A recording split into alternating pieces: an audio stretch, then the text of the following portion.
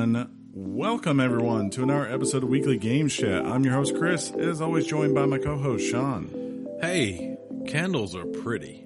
Yes, they are. Especially when they're blowing in the wind. Yeah, whoa. Hey, someone went saw Elton John this week. Yeah, they did. Yes. And John. Is this thing on? It is. It is. Well, then hello. Hey. Hi. What's going on? Gotta say it. Do you gotta say it? Don't be obnoxious. Oh, he went obnoxious. That's the way I always do it. I know. In fairness, Sean, it's consistent. When a man makes out with his sister, Oh, sorry. what does he say? Go dogs.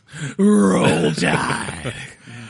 To be fair, my buddy Bobby, who's a big Georgia fan, dealt with it by just trolling Alabama fans, like by saying like things like Lee County ain't gonna have a Ford Taurus without a Bama sticker on its car tomorrow and things like that. And I was like, that's a good way to deal with grief right there. Just troll us and tell us how poor we are. Yeah, it's probably fine.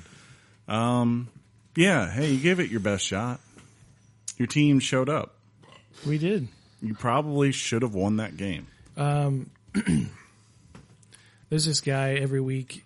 I don't know if you guys watch it or even pay attention to it. It's how Alabama fans watch the SEC, whatever. Jermaine Funny Man Johnson? Yeah. Okay, yeah, that guy. He always calls out a team for a struggle win, quote unquote, what he calls a struggle win. For sure. Oh, yeah. He didn't call this out. He did not. He's not going to. That's it, because he's a homer. He has before. Yeah. He goes, struggle win, but he didn't do it. But I think he was too focused celebrating for Jalen. But when I don't know which one of you had the argument of Jalen's staying, Jalen's going. Yeah. But Jalen's decision to wait and stick this out, Greatest thing ever. when anybody else would have done that, turned him into a god. Oh yeah. That Yeah, night. the he story, turned into a god that night. The story of Jalen, you want to see it play out like that. Mm-hmm. You want it to stay on Jalen and showing character and staying through a situation. I heard a lot of sports pundits. For some of you that are listening, you're not going to understand who this next person I'm about to say is, but Kelly Bryant was a quarterback for Clemson, and he transferred out because in college football, it's kind of almost turned into the equivalent of free agency. You can kind of transfer when you want and play immediately, and almost it's like at least for this year. It's like pick a school, right?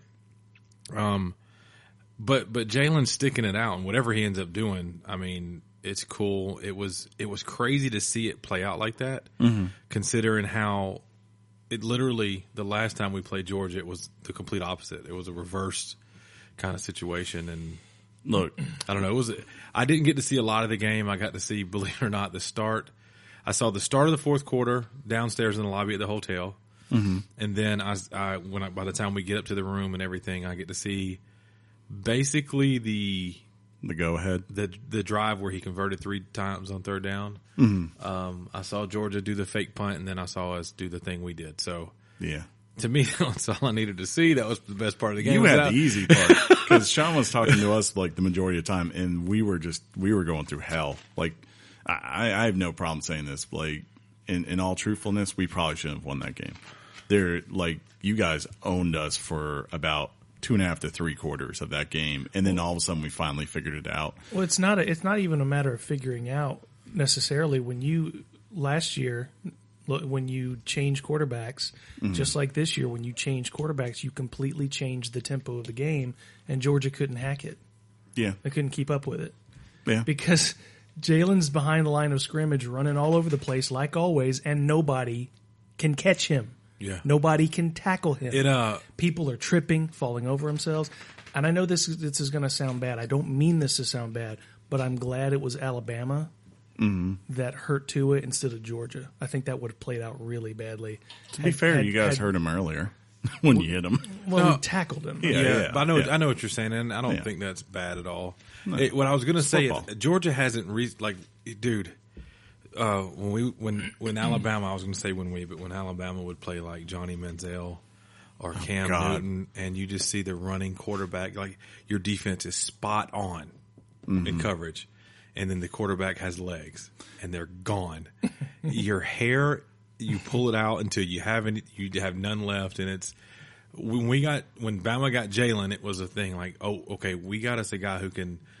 His first throw, one of his first throws in that USC game was a bomb down the field. So we're thinking early on, we got a guy who can throw and run, and he's got an arm. Maybe he just his reads were a little off, but maybe he's the next like quote unquote Cam Newton, if you will. Georgia's got one in the pocket though. Your backup quarterback that comes in, they're going to open up the playbook for him a little bit more. I know it's going to be harder when you if he stays. When you have a if he stays, but when you have a performance like Jake Fromm had. Chris alluded to the fact that I'm traveling, so I'm having to listen to the radio, and it just so happens I'm going across Middle Georgia. That's funny. Guess what radio stations I find? The I Hate Alabama, Let's Go Georgia stations. That's where we live. There is no Eli Gold where you I know. So on my end, get Eli Gold. I don't think I want to listen to Georgia radio anymore. I can understand that. Yeah, but it was crazy, man. Before the game, everybody said, let's hope for a good game, right? Win or lose, let's hope for a good game. That happened, right? That was a good game. But great game. But then it sucks if you're on the other end, and I get it. But at the same time, I feel like, I don't know, this could be just me hearing things and just filtering it out. That night, Georgia earned the respect they've been fighting for all season. Yeah. I don't know. I feel like people have been kind of writing them off, and it's just that most people were expecting a drop this year because they had so many pieces to replace. It's like everyone's expecting them next year. They're supposed to be the team next year. Check it out. They don't lose anybody. No. That's kind of what I was thinking. It's a little bit too poetic and all that, but watching that game, the team that lost looks like the team of the future, and the team that won looks like it's sort of in its twilight. Do we tell them that Tua and all those wide receivers are coming back next year? If you view the game that way, I completely understand. That was not supposed to be a combative statement, so try not to turn it into it. Yeah, I just meant that, I don't know. Aside from that fake punt, I mean, whatever that was. Well, I respect Kirby. I think that was a moment where he wanted to beat his mentor. I want to show him. I want to show him up, and I think it was just. I think he was remembering, for instance, like the 2015 national championship where he was there when Nick Saban called an onside kick in the middle of the third quarter, and it completely. I mean, that was a deciding factor for us being Clemson that year. That's not what I actually listened, and he said, no. What happens is we felt like we didn't, I guess the way he said it was kind of more so like they didn't play to win or finish out possibly the national championship game. They got they let the moment get the best of them, and this was his way to say, no, we're taking the moment. And both coaches, Nick Saban and Kirby Smart, said on the play when they lined up Swift, what was open, he was the go-to guy. He did not have a hat on him, and it took the snapper didn't snap it fast enough. Yeah. Otherwise, he's wide open. It easily gets the first down, and with the way he had been running, it's kind of funny that his name's Swift because he's really fast as well.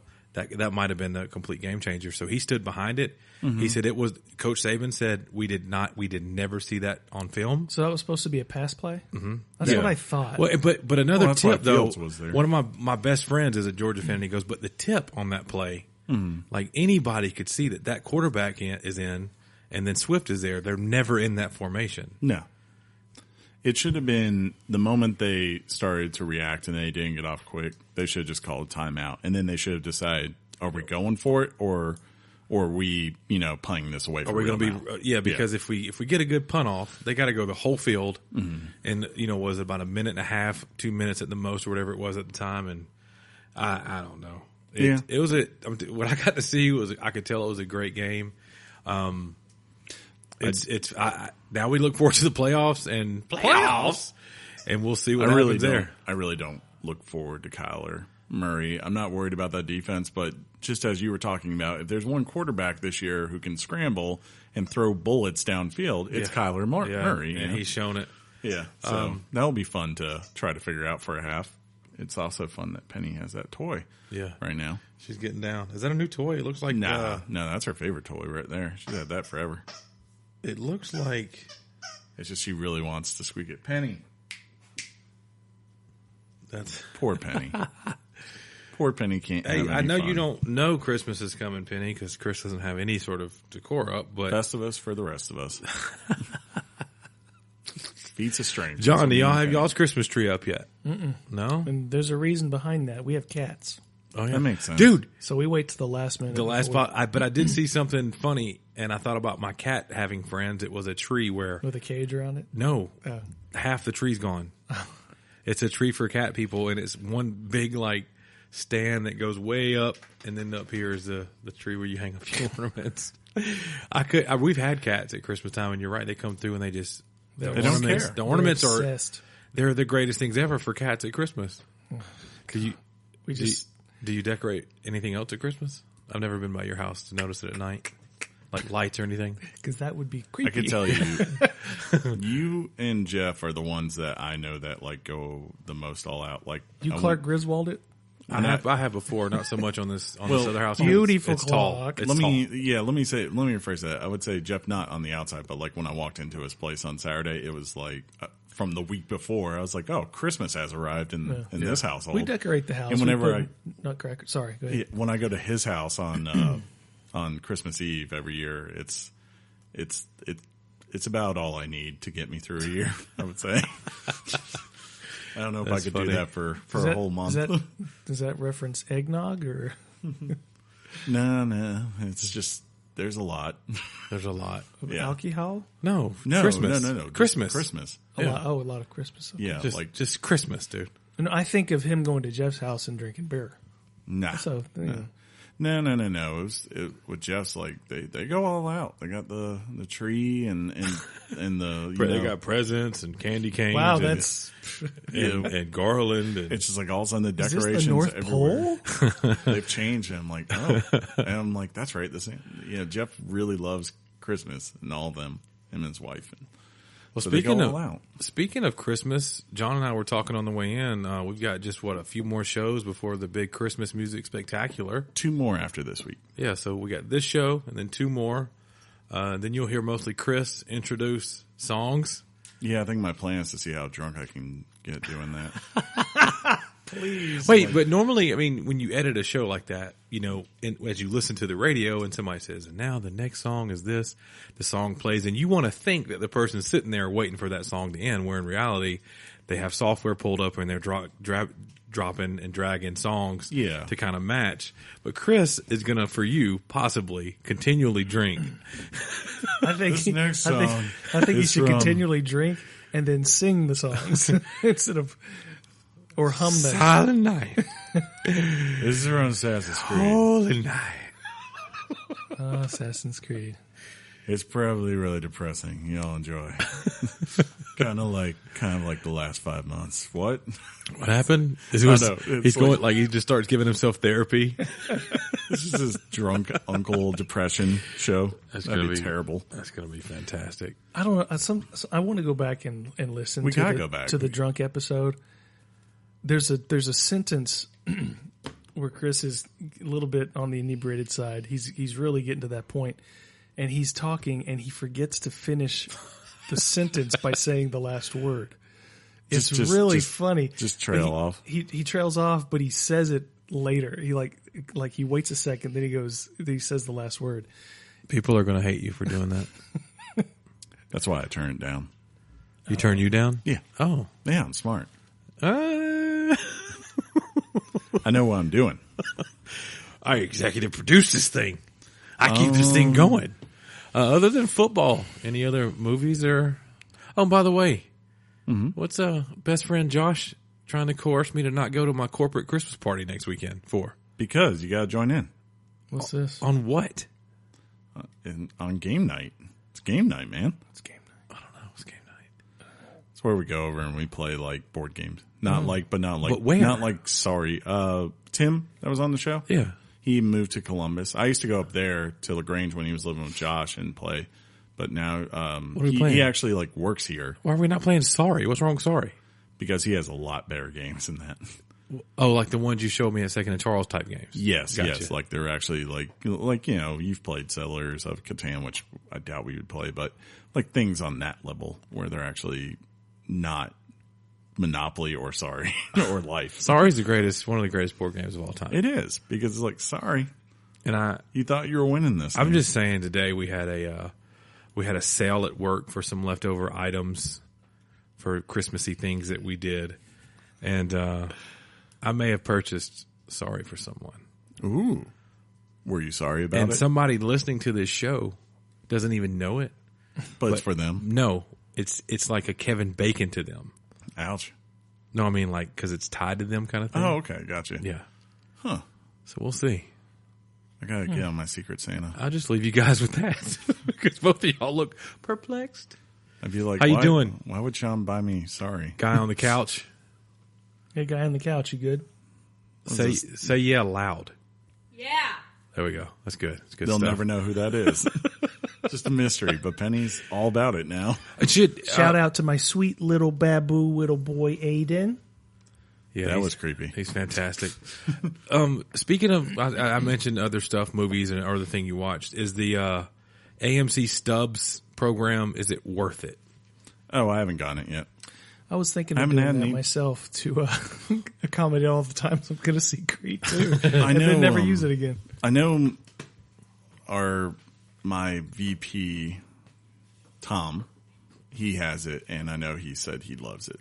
Because, I mean, it just depends, like, how much you go to the movies. Well, what would you do? Like, for instance, I love IMAX, right? Yeah. So an IMAX show at night, especially if it's like 3D, is usually like $18 to $20. That's the subscription right there. You know, just going to one of those a month, and you've hit. They don't exclude that? No, you can go to anything. Oh, that's you dope. just get 3 a week.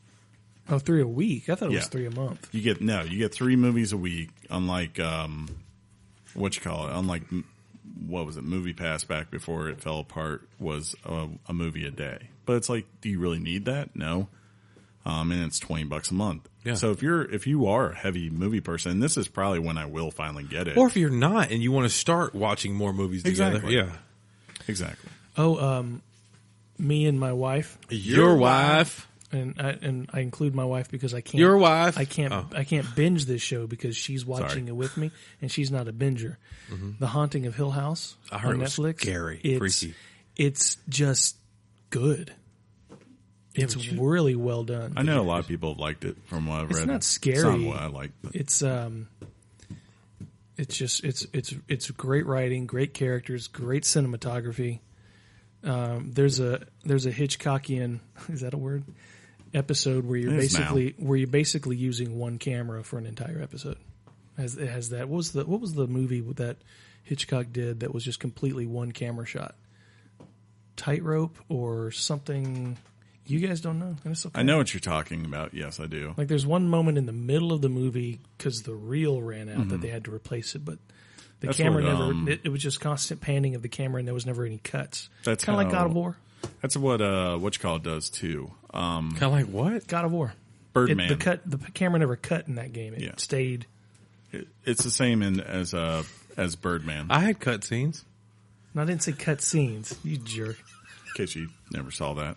Really good movie. And you gonna go blow up the bathroom? Thanks. Jeez. Is it a doof time? Every time. I haven't cleaned that. Every time. John didn't tell me you were coming till like 5:05. That's my bad. Wait. The standards change for guests other than us? Yeah, you don't matter. You're just a host. I'll be like, look, I'll put the candle on for you. Just be happy. And back to the candle. It is delicious. What flavor is this? Apparently, it's maple butter.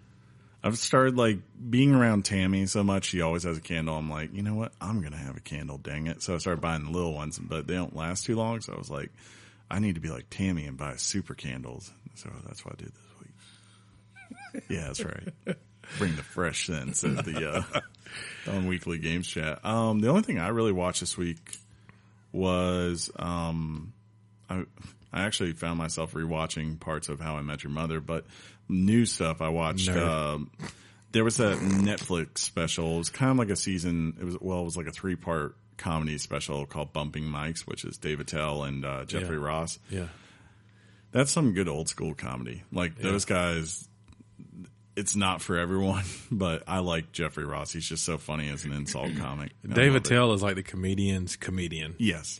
He's highly respected. And they have a bunch of people like show up throughout it. Like Gilbert Gottfried's on one of them. Bob Saget shows up on one of them. Bob Saget. So not Danny Tanner. John's favorite, Amy Schumer, showed up for like 5 minutes. She's funny. I don't care what John says. I don't know. There goes my TV. I don't know. What happened? I don't know. It was just like, hey, I'm going to fade out for a second. Why did it do that, though? I don't know. We'll never know. That was weird. But knowing's half the battle. Speaking of G.I. Joe, you ready for the topic? What? That doesn't fit. Can I try this? Does it work? No, it didn't. Okay. Yeah, I guess it did. I'm nervous. Are you a little nervous? I think I think what we should do, Chris, is just get up and leave and just let John talk until he goes, "Okay, guys." I don't want you to do that.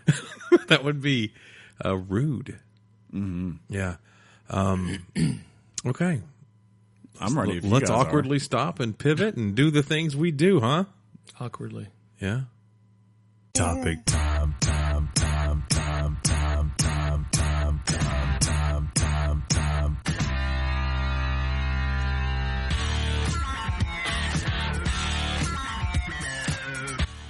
The topic is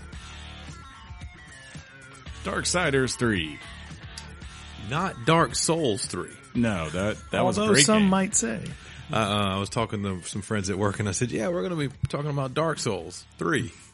And they looked at you and said, that came out last year in like May. And they were like, "That's weird. That's a hard game too." And you were like, what do you mean by that? Yeah, I was like, hard game. But I'm excited, John. Let's see what You shouldn't be. No. No, I'm not. I'm downplaying it. Yeah. I'm. I can joke like we've gotten tons of letters asking us to cover Darksiders 3. How did we get to Darksiders 3? Because I believe back when I lived with John and Ryan, I played the first one, and Ryan played the first one too. He played it extensively, I believe. And one day, whether it was Ryan or me, one of us said, because John for a long time didn't have a PS3, and then he finally jumped back in and he got something that wasn't Nintendo, and we were like, you should play this game because there's a lot of Zelda to it. And boy, was there. Yeah. So it's cool. Just leave the door open while the toilet flushes. We're not doing a professional podcast. It's cool. Wash your hands. Yeah, man. Yeah, there's soap in there. So that happened. Great moment for the podcast. That's why they tune in every day. Old Dookie. And then the rest of us, we moved on to other things. So me and Ryan moved on to other games, and John just kept going. I really like Darksiders, and apparently someone finally said, fine, we'll make another one. Just shut up. Yeah, Darksiders, I think it was 2010 when it came out, the original Darksiders, and it was a cross between, it had action elements like Bayonetta, God of War, Devil May Cry kind of combat with combos and things like that, and then it had dungeon areas that were built and designed with direct inspiration from The Legend of Zelda. And these developers at Vigil Games did not hide the fact that they were pretty much all collectively Zelda fans, and this was just sort of it was a mature Zelda. A lot of people called it at the time the best non-Zelda game ever made. Plus, it had Mark Hamill in it. It did have Mark Hamill. He played as Fun fact. he played as he played as a character called the Watcher. That Geralt. Watch things. Oh, that no. Wrong game. that shadowed, so to speak, the main character in the game, which was War. So the series centers around a post-apocalyptic storyline where the seventh seal has been broken. This is the game? So in other words, the heathens have fallen to Satan. Yeah, I mean it's kind of a tropey story based on lore we already are familiar with. There's an eternal war between heaven and hell. And there's this body that came along known as the Charred Council that actually supersedes heaven and hell and keeps balance, so to speak. Nerd. It's all very nerdy. It's all very comic book heavy. I mean, the artist credited with the art style is Joe Madeira. This looks amazing, Chris. This is the Darksiders walkthrough part 1. It's pretty deep into it. I know that they said like it was part 1, and then it said complete game, and it's like a 9-hour video. Well, I know that the people that listen to us sometimes when we're watching something, they kind of want to know what we're watching. Yeah. Maybe we'll link that for them so they can follow along or something. So, Darksiders 1, 2010 was very Zelda heavy. Darksiders 2 came out in 2012. Bigger budget. THQ was looking to really make this a big franchise for them. It had a $50 million budget, which at the time was pretty big. That one had Zelda elements mixed in with some Diablo elements. You can customize armor and weapons, things like that. And it had that consistent Devil May Cry combat style. And that one was... I enjoyed that one very much. I think collectively the fan favorite is the original. Darksiders 2 was no letdown. A lot of people said it was just a little bit too ambitious for what it was trying to do, and I agree with that to some extent, but it was a very enjoyable game. And then, around that time, 2012 or 2013, THQ started having bankruptcy issues, financial issues, and they went into bankruptcy, and then they had to auction off a bunch of properties. And the first thing, as selfish as it was, I thought, all these people losing their jobs, but the first thing that came to my mind was, what are they going to do about Darksiders? Because I didn't play Saints Row. I didn't. I think at the time, Chris. I was anticipating South Park. South Park was in development with THQ. But I had faith. I had faith someone. Yeah, somebody was going to pick that one up. Because it was Obsidian who was working on that game. It was Obsidian. That's but right. They were just producing it. Yeah. So I was someone would buy that. I thought sure because of how much I love this series. I thought sure somebody was going to pick this game with this series up, this property up in the first round of bidding, but it did not happen. Saints Row was Homefront was picked up. South Park was immediately picked up, and a few other things. Red Faction, I think, was picked up. But this one was just kind of left on the cutting room floor. And I'm actually surprised that Platinum didn't go after this, because it Me would too. have been like, Me too. hey, we've already basically, as you've alluded to, we have Bayonetta, and they were just starting work on Nier, so it's like, hey, you have these systems all built out. Why not just go and transfer and try to make them work in this environment? Yeah, this definitely looked like a no-brainer. So I was just thought, Yeah. for a while I thought this series was dead, and I was pretty bummed out about it, because I have the habit of, and I don't mean to do it, I have the habit of loving things that a lot of people just don't embrace. It's just, I don't know what it is. This it's comic booky, It is. And the lore of it, I've always just kind of dug this kind of stuff. It's like when I look at this, and I don't mean disrespect to it, it's kind of like it reminds me of the kind of art style that you would see in a game from, I would say, the PlayStation 2, like that Legacy of Kain and things like that, like those classic games where you have this character with a very distinct, unique design and personality to it that you can't really just say, oh, that looks like anything else or out there right now. Like her, even here, something now today, like I don't think there's, maybe go to WoW, you would see something that might remind you of her, but that's probably about it. Would you say there's some WoW influence here? I was thinking more so of, I'm trying to think of the game. It's the Dungeons and Dragons game that's a MMO. I know who you're talking about. Neverwinter. Yes. It's kind of Neverwinter-ish to me. Yeah. Which is, I mean, that's, it is what it is, but it looks, dare I say, BA. John, BA me. Oh. It really is. I won't beat around the bush. I'm loving this. I'm loving this game. I really am. But there are some caveats to it. But first things first. In the first game, you play as the series. The central characters to the series are the 4 horsemen of the apocalypse. And in the first game, you play as War. In the second game, you play as Death. Now, the technical names of the third and fourth horsemen are Pestilence and another uninteresting, non-sexy name. So instead of calling this particular protagonist Pestilence, they went with Fury. So she's known as Fury in this game. This is the first female protagonist of the Four Horsemen in the series, and right off the jump, she's so far my favorite. She has, I don't know, she's just she's not very noble the way that Death and War were. She's scrappy, she's sarcastic, she's not loyal. She just has a little bit more depth than the other two characters did. So basically in this game, while the series is not exactly sequels, Darksiders 2 took place during the events of the first game. It just features different paths that each of the horsemen take during the same amount of time.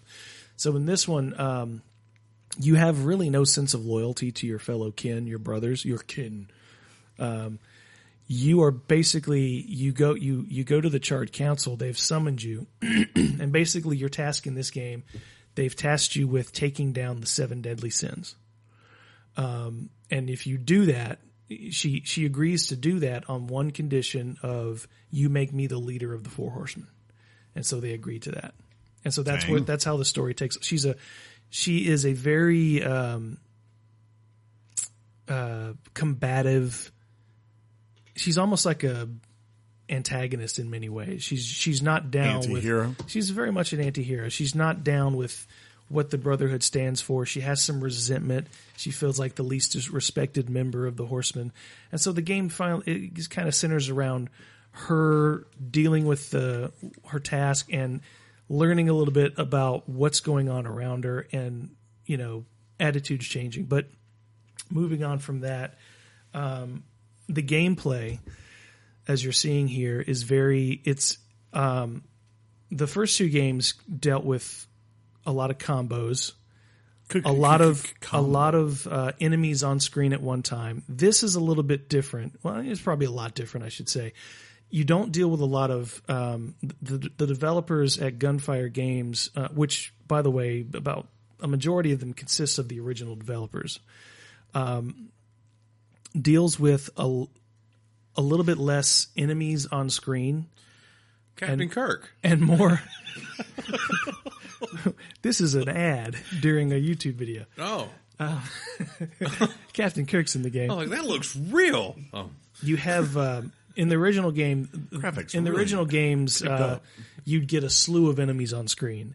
And combat wasn't really that hard. But in this game, the comparison you've probably heard is it's being compared to Dark Souls. I would say it's kind of, as having not played the series, it's probably a very casual Dark Souls. Yeah, it doesn't look like it's the level of, because I'm guessing the enemies don't reset whenever you save.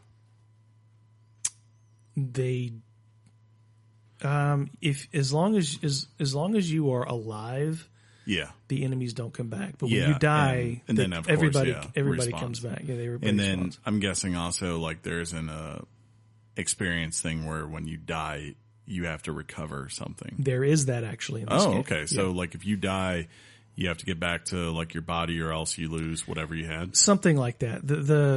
This character is known as Volgrim. He's sort of your merchant in the game. He's been in all 3 games. He's the one consistent character. And he deals in souls as a currency. Makes sense. So with the souls that you collect from the enemies that you kill, you can buy different things from him, like health shards that replenish your health, wrath shards which replenish your wrath meter, where you just go beast mode and take and do a lot of damage. But you can also collect those souls and use them to upgrade your stats, like your attack power, your health meter, and your arcane ability. And your arcane ability is a meter on the side that allows you to go into your godlike form. And we've all seen this variation in many different games.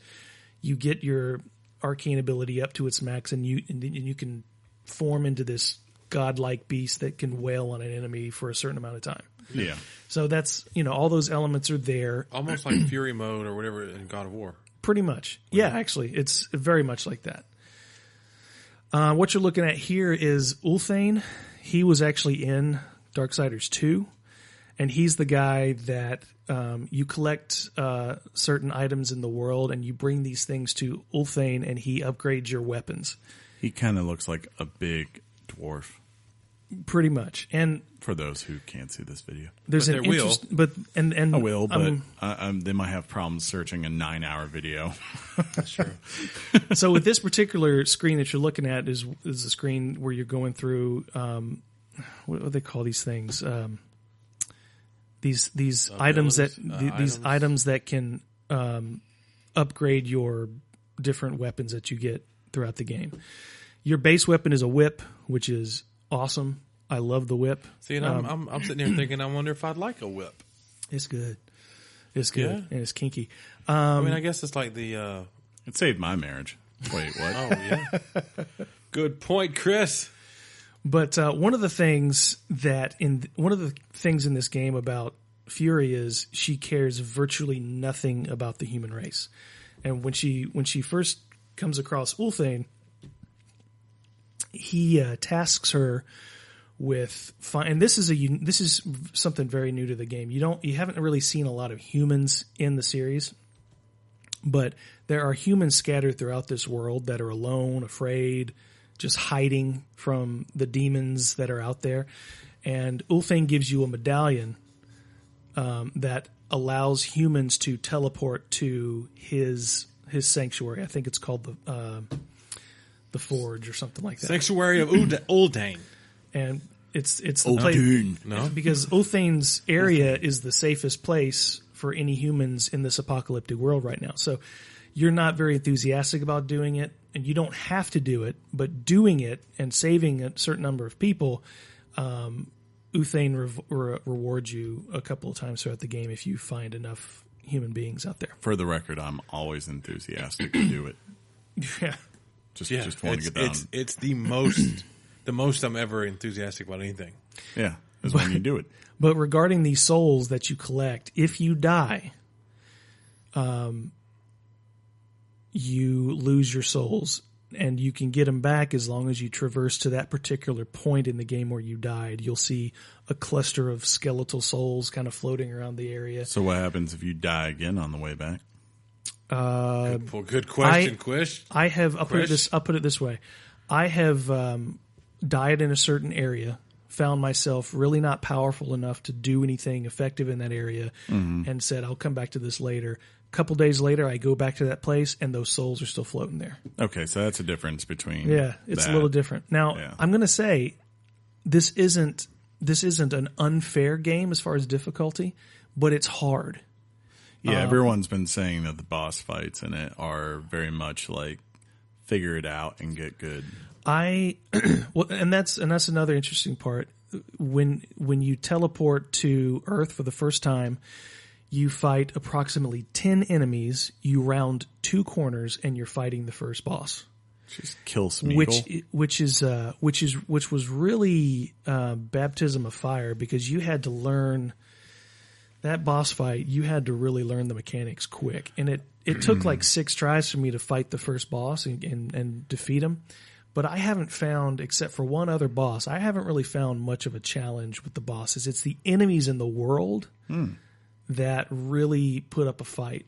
I thought that was like one of the criticisms I've read from people is that like in this game, when you die, that getting back to that boss fight is a pain, like from what I've heard. Or I guess if it saves during it, it puts you in a very weird spot where you have to kind of just like go through all these processes again. I have to think about that, but I know at least 3 or 4 bosses where you see what happens is when you find a soul, when you find Vulgrim, he comes out of this platform, and the nearest station where Vulgrim is at is where you spawn back into the world. And most of the time, I'm not going to say all of the time, but most of the time, Volgrim is very close to where a boss is. So I haven't, particularly with at least 3, I can say, you spawn there and you immediately just go to the boss and you don't face any enemies in the process.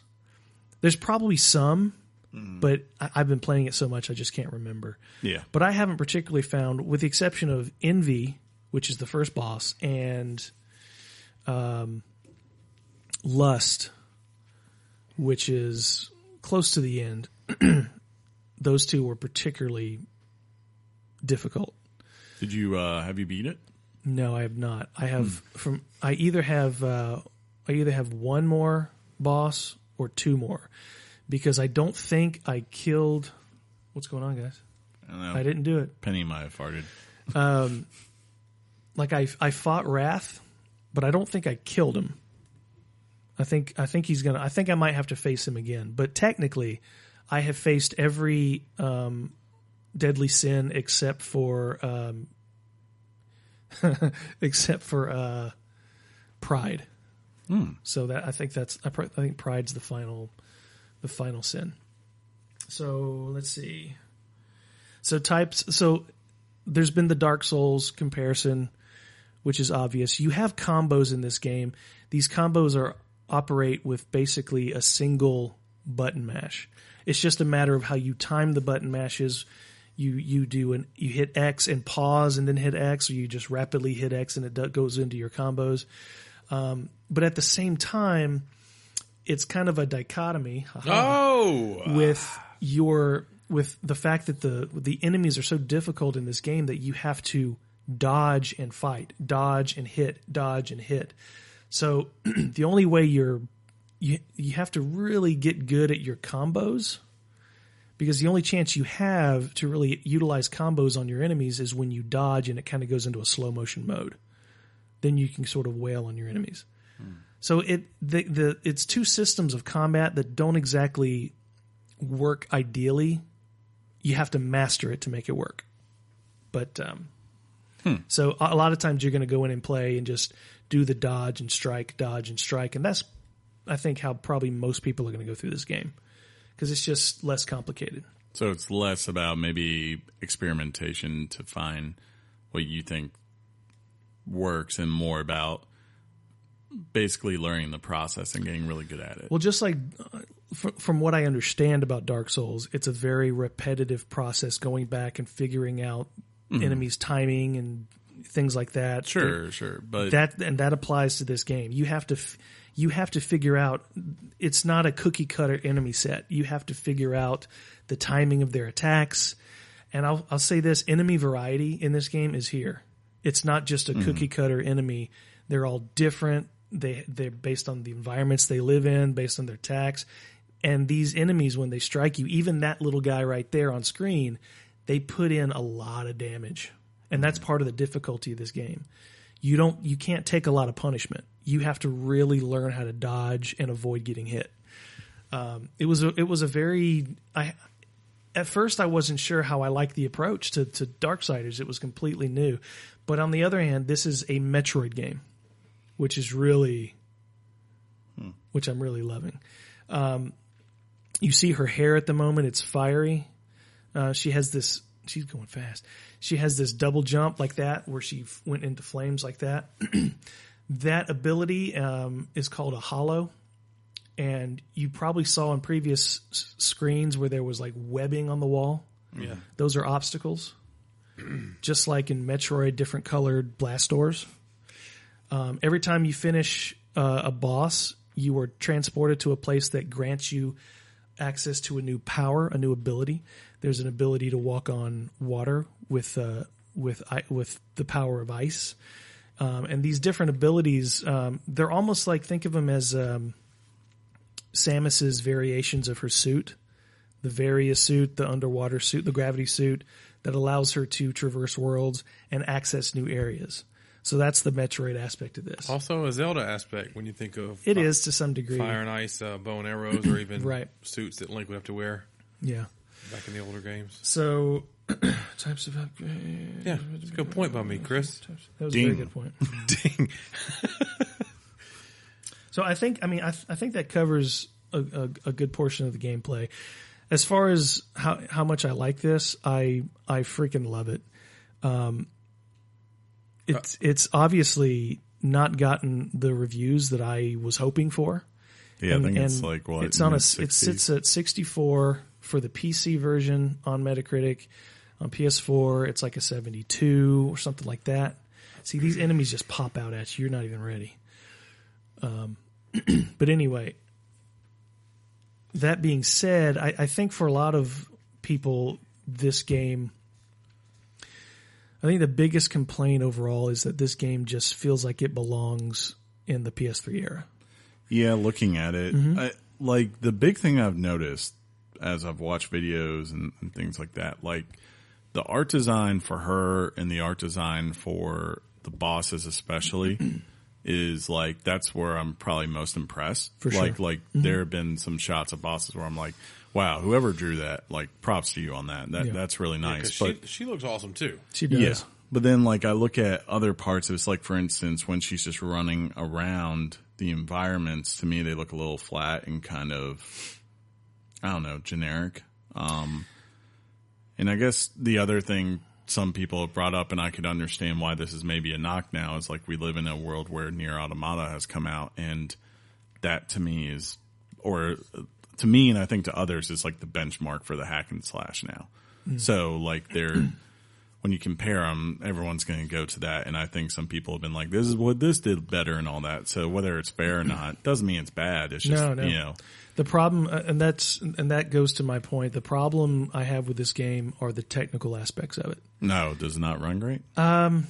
It could run a lot better. Now, let me say that with a caveat. None of the technical hiccups have made me die or inhibited my gameplay in any way. However, this is cool. That thing out there, that's a boss. Right? Yeah.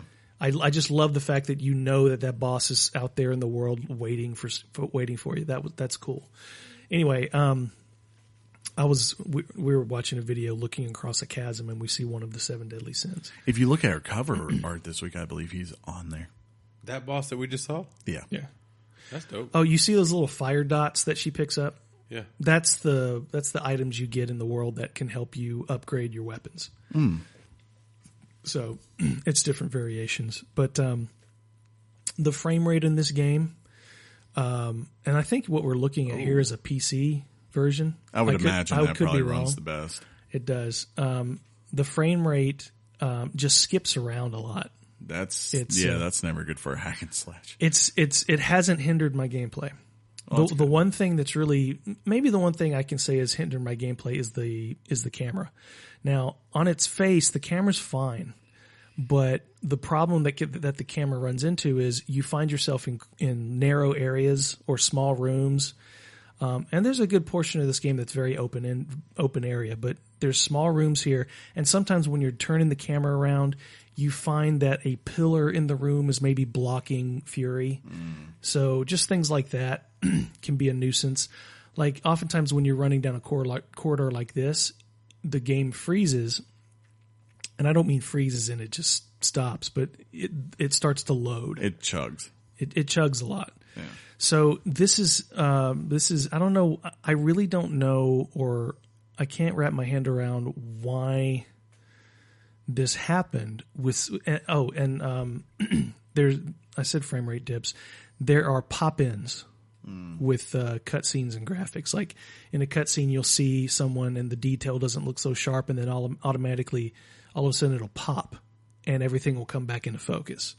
There are cutscenes with like Ulthane where he's not there for like a very tiny fraction of a second, and then he pops in from the corner of the screen. And he's like mid-sentence or something. Yeah. It's weird stuff. What system were you playing it on? I played it on Xbox One X. Oh, so even, well, I mean, it had 90 billion teraflops behind it, and it couldn't save it. That was sarcasm, Chris. So the CEO of THQ Nordic a couple of years ago criticized Darksiders 2 in the sense of the mistake they made was they should never have made this game for $50 million.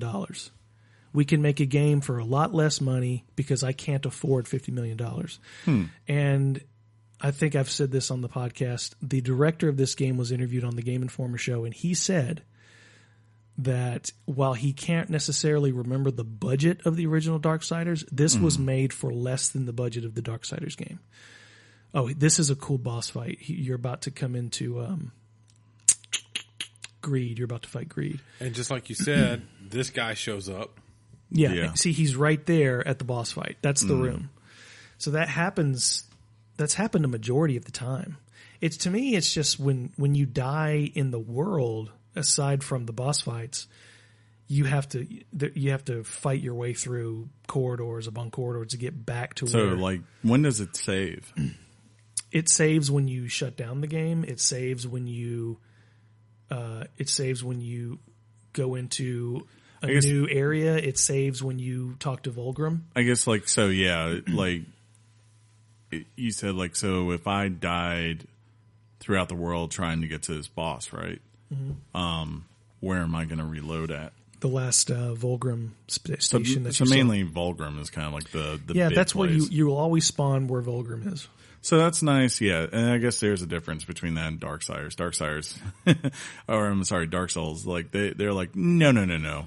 Hope you found a quick way to get there because you're gonna have to go through this all again when you die. Yeah, that's the part that sucks. Look, the other two games were a lot more open world. See, this is Greed here, and you see all the stuff in this big room. Yeah, like he is basically a hoarder of the apocalypse. Like I said, when you look at this. That's beautiful to look at. Like that character design is great. But if you look closer, you can still picture this game, even the character models, you can still picture this game on a PlayStation 3. Yeah, I get it. Like, close up, you don't have a lot of high resolution to the detail. It's kind of more, it's relying on its art design to get through. For sure. Look, these games come out once in a blue moon, but, what's great about the plus side for these games, a game like this doesn't really exist anymore. They don't make a lot of these. They're making Bayonetta next year, probably next year. Nier Automata is sort of the next gen version of what this kind of game is. Please let there be another one. Yeah, I'm sure there is. But this game, I enjoyed it for nostalgia reasons. One, because I love Darksiders, and two, because I love these types of hack and slash action games. Mm-hmm. I can't get enough of them. Are they repetitive? Yeah. Are they particularly interesting? I guess not. But are they pure fun? Absolutely. So with those hiccups in mind, is it Richard time? This first of all, this felt like one of those, I don't know, like car rides to a place. And you got there way faster than you thought, but it was a 2-hour ride. Like, oh yeah, well, I have a couple more. Okay, well, I was like, it's kind of like I was about to say going to a land versus coming back. Yeah, I remember what I was about to say. The first two Darksiders games were a lot more open world. This is a very minimalist type of game. That's what I've heard. There's not a lot to it. In fact, there's no map. There's no map to get you where you need to go. That would drive me crazy. All you have is it's a lot like the sword mechanic in Shadow of the Colossus. Okay. There's an icon on the top of your screen that points you to the direction of all the 7 deadly sins. But I was really nervous about the fact that there was no map. I found that I knew where I was a vast majority of the time. It's very fun to go back and backtrack because you get new abilities to unlock new corridors, new doors, all that stuff to get more powers, more things to upgrade your gear, more access to souls, stuff like that. So in that sense, I'm really glad this game exists. I'm glad it's out there. I had no reason to believe it would ever come out. Mm-hmm. As far I read, I'm sure you guys might have read this. I've read that in the UK, this game hit number 32 on their list this week. It was beat out by Farming Simulator 19. Jeez. Now, collectively, the amount of revenue made in the UK for video games was $1 million. Okay. So it's not like UK is necessarily a window into what is happening in the States. That being said, this game probably costs between $25 and $35 million.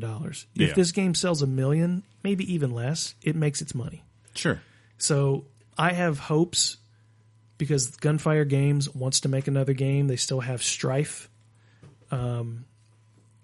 as the last horseman of the apocalypse. Mm-hmm. And with the caveat of I flippin' love this game, I can't give it any more than a 7 or a 7.5. Wow. Because of those technical hiccups. And I got to say, budget constraints, maybe that was a factor. Mm-hmm. I wish it just ran better. But that being said, was there anything other... I don't know. As far as techie that bothered me. No, I think that's it. But if you're a fan of the series, I think it's a no-brainer. I think you get this game. Mm-hmm.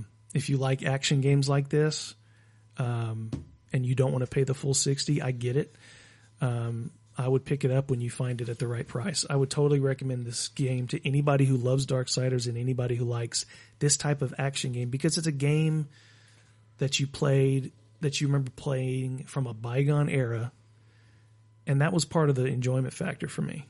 Like, I don't get games like this anymore, and that was nice. So I would recommend it to fans and fans of the genre. I'm very glad you got to get this game. Me because too. I do know how much you love this series, so I always felt bad for you that just died out of the blue, along with like 40 other series that day. Yeah, these games were never good sellers. I mean, Darksiders 2, I mean, there were a lot of problems with THQ, but Darksiders 2 just didn't really make its money back. I think people thought it was going to blow up because, like I said, the main way people sold this game, the very first one was like, it's Zelda, but it's like for adults. And I was like, oh, okay, that's all I need to hear. I'm in. You know, and when the second one came out, I want to say, did they release it in the fall? Yeah. Yeah, that was the mistake. And we've talked about that, like where developers, maybe for whatever reason, I don't know. They have this idea that, you know, oh, we got praise on the first one, we're okay to go into the fall. And it's like, no. Don't go there unless you absolutely have to go there. This was the only major release last week. I hope that helps. Sure. But, you know, I'm with you about when they should have released this game. Yeah. So it's not a terrible time to release it right now, but just because, as you said, there's nothing. But at the same time, I have to imagine if people are buying games, the majority of people, they're probably buying. It's the people who don't go out on day one and buy them, right? It's like they're buying all their Black Friday stuff, like, you know, as we got in the news and things like that. Like, if you haven't picked up Call of Duty or Red Dead or God of War or Spider-Man, those are probably things most people are buying right now. I would take a bet. I just want one more game. I did hear that their vision ultimately was, after the 4 games are released featuring the 4 horsemen, to make a co-op game featuring the 4 horsemen. Oh, that'd be cool. Because, I mean, the ending of the original Darksiders, you see War looks off in the distance and sees 3 comets falling to Earth. But every other sequel has not been sequels. They've been... These are the events that are happening while War is fighting that battle in the first game. I'm trying to remember, like, in the first one, he gets kicked out of being a horseman, doesn't he? Or like something like that, you know, like someone sets him up or whatever. Yeah, there was a conspiracy, and apparently he thought the 7th seal had been broken, and he descended upon the earth because he heard the horns. It's been a while. Yeah. So. But it had nothing to do with like War having a problem with like Ric Flair or Arn Anderson or anything. No. Oh, okay. Woo! See, because I got you. Oh, okay. He wasn't happy Saturday either. Well, cool. I guess this is out now. I may get it. I think if I ever do get it, if I'm being honest, it would likely be it's on Games with Gold or it's on PlayStation. It might get there soon. It could happen. Well, that means you don't want to pay a penny for it, Chris. Yes, Sean. I was trying to be polite and not say that. It could be a good thing if it does it, because that means PlayStation or Xbox has to pay them money. Or maybe games or Games Pass gets it.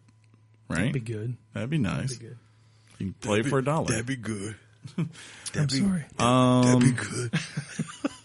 You guys want to go to the news? Oh, yeah. Sure, man. Okay. Yeah. All right.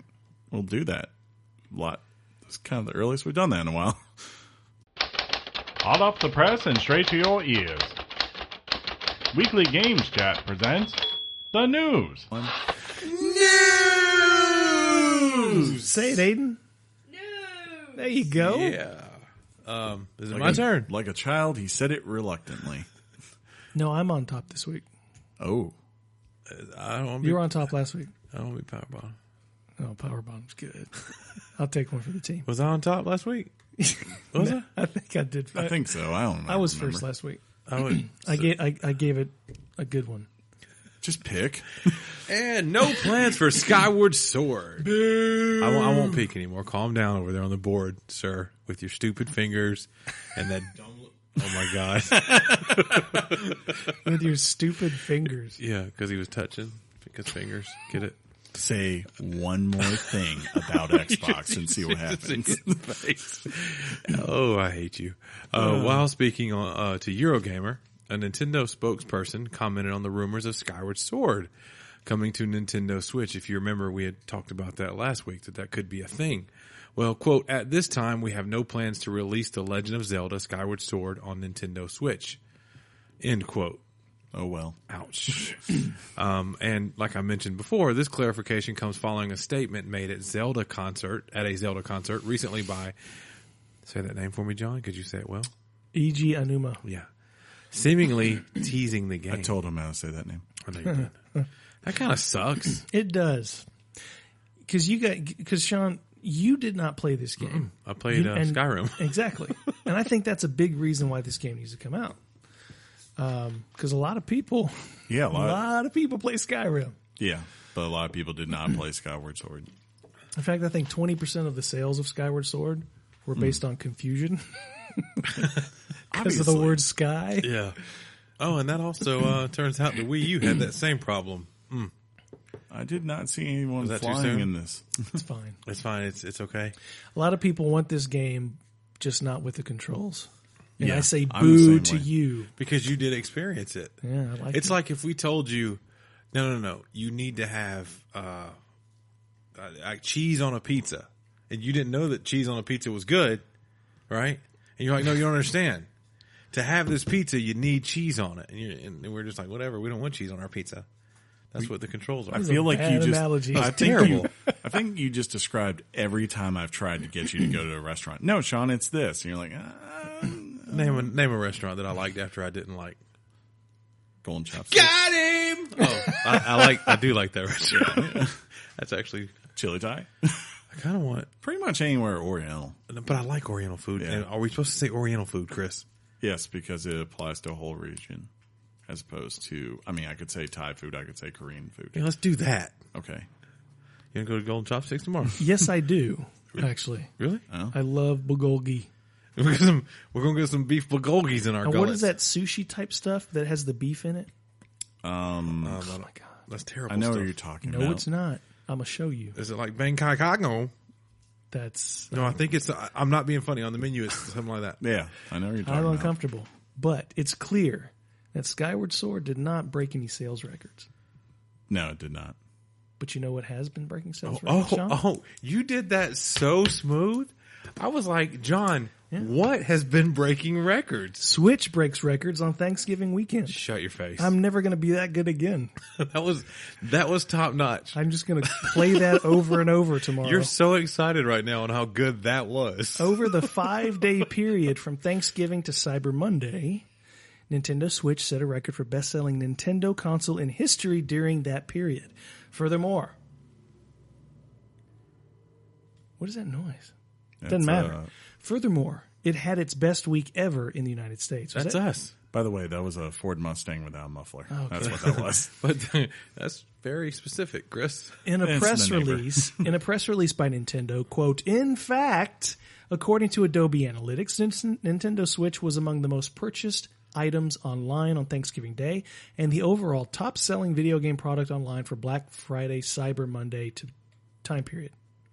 Okay. End quote. Nintendo was hoping to sell 20 million Switch consoles during the current fiscal year. Sure, Well, it they'll seems get like there. they're off to a good start, if we're being honest. I don't know. People are not optimistic about that number, but Where were they at the last time they reported?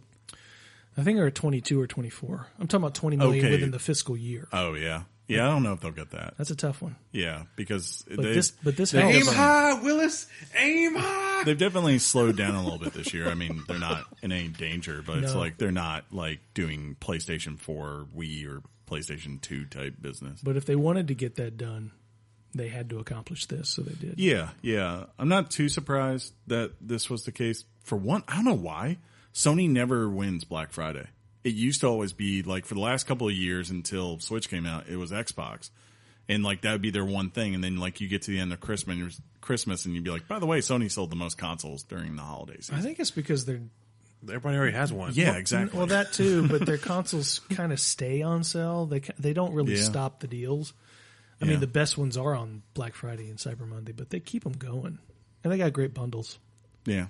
I don't know. But good for them. Except for that PSVR bundle. That's trash. Yeah. What? That was basically, to their credit, like that was was not really trash. And I said this. That was a troll. You just trolled me. I think I said this last week. I'm like on fire. it's not too surprising too, because it's like of all the stuff I looked at was on sale from Nintendo, it was pretty much bundles. Like you couldn't get Zelda, Mario, Mario Kart, all those games. None of them were on sale. But Mario you could Kart, get 1-2 Mario Switch. Yeah, exactly. I think like the best game I saw that was on sale was Kingdom Battle or whatever it's called. That was the best game I saw that I did not have. Kingdom Battle? Whatever, the Mario Kingdom, Rabbids. whatever. I was, thanks, John. Isn't that what it's called? Thanks. Mario plus Rabbids Kingdom Battle. Yeah. So there you go. Lawyered. Yeah, I know. Not I'm sorry. lawyered. I wanted you to keep sounding just dumb. I'm not going to He'll mention keep those. doing Just Dance 2019 was also on sale for the Switch. Yep. You know, it's also they're still releasing that game for the Wii. Yeah, because I'm not. it's got a move controller. You can thing really makes track your money. movements. I wonder if they're doing it for the Wii U. I think it makes your money. Yeah. What you got, man? Let's just sit here for a minute. And you want to do that? No, that's dead air. Okay, that's dead air. Well, speaking of things that aren't going to just stay where they're at and sit, boo.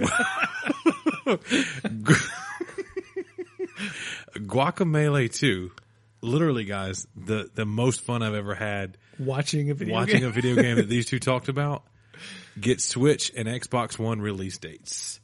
Yay. Drinkbox Studios has announced that Guacamelee 2 will be released on Switch December 10th and Xbox One in January 2019. For those of you, that's next year if you're wondering. Switch owners can pre-order Guacamelee 2 right now at a 10% discount. That's basically like tax-free. Any Switch owner who bought the first game will receive a deeper 30% discount. Yeah. And John, it happened. This is the game you said that had to be on the Switch. That's what they usually do. Yeah. Like that, I think they're not a huge studio, so it's like it makes sense for them to develop first and foremost on the most popular console. He was talking to me. And then, I don't care about that. You were laughing. I took my shot. So like, it makes sense that they would develop for the most popular, and then from there you start porting out. And Switch definitely has buzz right now, so it makes sense that they would take it there. Put it on the old Switchy poo. Yeah. Yeah. I would play that game on Switch. I mean, it's pretty clear. I mean, I'm just glad it didn't. Since it happened, there was no delay to it. I think it was in their plan. So For sure. well, speaking of delays, what? Elder Scrolls mobile game delayed. That's probably a good thing. So that didn't say the Diablo mobile game. Did it? No. okay. That did not get delayed. That game does not exist. The Elder Scrolls Blades has been delayed to 2019. The news broke via Twitter stating, quote, Why is Twitter British? Well, because when he says via, he turns into British John. the Elder Scrolls Blades will release in early 2019 Terrible. for iOS That's the and Android devices. Yeah. Actually, it's kind of, you're kind of turning into The freaking PlayStation guy. Yeah. What was his name? PlayStation guy. Yeah, PlayStation guy. Let's go with that. Andrew House. Yeah. That's who it is. Andrew House. Yeah. Double it. We are incredibly excited for you to play Blades, and you can still sign up for early access. End quote. Blades will be a free download that includes procedurally generated dungeons, leveling, and character customization. The main mode is Town, where players will go on quests and rebuild a city. I'm Boo. interested. In I've always what, been in town. The game as a whole. Well, I mean, I think about it. Like you have a town. You have a town, and from there you go out on quests. It's like, hey, that's your hub world for your quest. And rebuild it, right? Yeah. So the quests are going to help to rebuild the town. Boo. You're thinking, but who cares, like, about that part when, like, you go out on a quest and all of a sudden a freaking dragon flies down or there's a big freaking giant, right? If you love Elder Scrolls, I totally understand why you'll probably end up playing. Plus, if they use resources from the previous Skyrim, that's okay because this is a mobile game. You can do that. Exactly. You can do that. You can run that game on anything now. Yeah. I mean, like a Switch. Yeah, just like a Switch, I guess. Well, there's a game that. Well, I mean, Chris was just talking about like dragons, and why would he do that, right? And Kobe. BioWare teases. Guess what, guys? Dragon Age announcement. Roar. What would you do a roar for? You did that. I did. That was something he would do, and you did it. Casey, the Hammer Hudson, BioWare's general manager, is teasing a new Dragon Age. Quote, if you've been following these blogs, or myself and Mark Dara on Twitter, you know that we're also working on some secret Dragon Age stuff. Not really that secret. Dragon Age is an incredibly important franchise to our studio, and we're excited to continue its legacy. Look for more on this in the coming month. Parentheses, though I won't tell you where to look. ... Awards. Parentheses. I wonder if he means mobile. No. Please, God, let it be mobile. The whole community goes mobile. I want every game on mobile now. Consoles are dead. Yeah, this had been PCs. What are those? This had been rumored. A lot of people thought they were going to announce this at EA Play at E3 this year because Anthem's out there, but everyone said like, yes, the Dragon Age team has been hard at work as a sequel to Inquisition, which I mean, game of the year, right? I can't wait. I'm predicting tomorrow. Game Awards. There's two things that kind of are just being teased up on a platter for the Game Awards. One is this, and the other is the two directors for the Avengers. Is this for real? Did you see what she just did? No, what she did? Just went up and picked up that. She's like, oh, I'll try this out, see if I can get away with that. Yeah. But anyways, the other one, the Avengers directors are showing up. So the Russo brothers. Yes. So everyone thinks it's one of two things.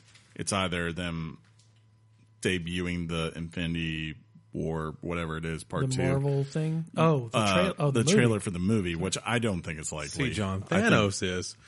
If I had to take a bet on that, that's either coming out with a movie that's coming out here in a week or two, or else more than likely, I think it's the Square Avenger, or was it Crystal Dynamics Avengers game that everyone knows they've been working on. That's what I was thinking. Yeah. On a side note, that sweater looks so cozy. It is. I want you to hold me wearing it. I want you to spoon me while you wear that sweater. I purchased this sweater on Blizzard.com at the shop. It was on sale. It says it's a. I love the stitching. It's a gray sweater with Azeroth. Sir. Huh? That is not a sweater. That is a sweatshirt. Sweatshirt. Yeah. Yes. Okay. Thank you for. Okay. And it says Azeroth in darker font, and it's like John said, it's stitched on there. That's BA. It's nice. Do they have ones for the Horde and the Alliance? Yes. Do they have one for Diablo Immortal? Probably. No. I'm getting T-shirts. It's man. only available through their mobile site. Merry Christmas. That's funny. You gotta download the Battle.net app to just get your shirt. And here we go with the news. But I can't wait to play it. Dragon Age? Yeah. It's been, because you think about it, it's been 4 years. It's been 4 years, and I love that series. Greatest intro to a game ever, and then I completely lost all interest in it, and that's not fair. Yeah. I bought that game 3 different times. You got to keep going. To try to play it, and then I get to that point where you pick your character, and you start off on your merry adventure. Boom. And I never even get to the first dragon. I heard you could have relations with everything. The first time you go around a corner and you see a dragon in that game, it's epic. It's epic. and they're all different. Like one will have lightning attacks, the other ones will have an ice attack. You're going to laugh. But I love Dragon's Dogma. Mm-hmm. And the dragon fights. I love that game. That gets a lot of respect, that game. Yeah, it was dope. Yeah. Maybe I like that more than Dragon Age. Maybe it's better. Yes, I made love to a lot of people in Dragon Age. He said things. Obsidian is the Latin word for love. If that's true, that is pivot of the day, because I have a news announcement here, John, about Obsidians. It's my turn. Oh, yeah. And you're going to talk about it.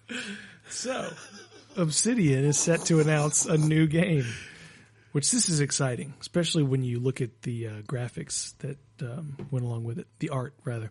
Obsidian Entertainment appears to be getting ready for a big announcement at the Game Awards next week, as fictional ads with a countdown have begun appearing on its website. And by next week, he means tomorrow. Sorry, yeah. Yeah. When going to the website, it's like we're in a time vortex. It's always... We get it. When going to the website, you get one of two ads, one from Aunt Cleo's and one from Spacer's Choice, both featuring products. It has a very Fallout BioShock feel. This may scratch an itch that Fallout 76 failed to do. Maybe. I'm excited. Have you seen it? No, I haven't. But I have. Let's go to it. Let's look at it. Yeah, we got time. What? You know how... No, What'd you I'm say serious. to me? We have time. is it on their Twitter?